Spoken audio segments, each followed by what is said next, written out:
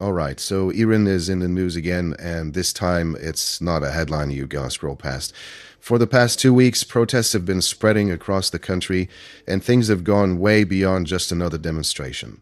Let's talk about what's actually happening and why it matters. What started in late December as angry crowds responding to deepening economic problems has turned into one of the biggest protest movements in years. People are taking to the streets in cities from Tehran to Shiraz, literally across all 31 provinces of Iran. And they're not just upset about prices anymore. They're challenging the system itself. You've got major demonstrations going on every day for more than a week, and authorities are openly trying to shut them down. The government even admitted the unrest is happening, something they didn't want to do at first. Now, here's where it gets really concerning.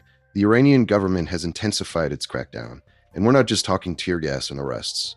Supreme Leader Ayatollah Ali Khamenei and other officials have publicly vowed a harder stance against the protests, calling demonstrators saboteurs and warning of severe punishment if they don't stop. Security forces are using tear gas and live ammunition, and activists say hundreds of people have been killed or wounded. There are reports of snipers and very heavy force being used in big cities like Tehran.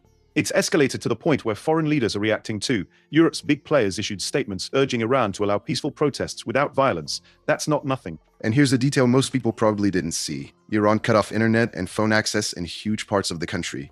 That blackout is deliberate. It makes it much harder for the outside world to see what's really happening and makes it harder for protesters to organize. People have resorted to things like limited satellite connections just to get messages out.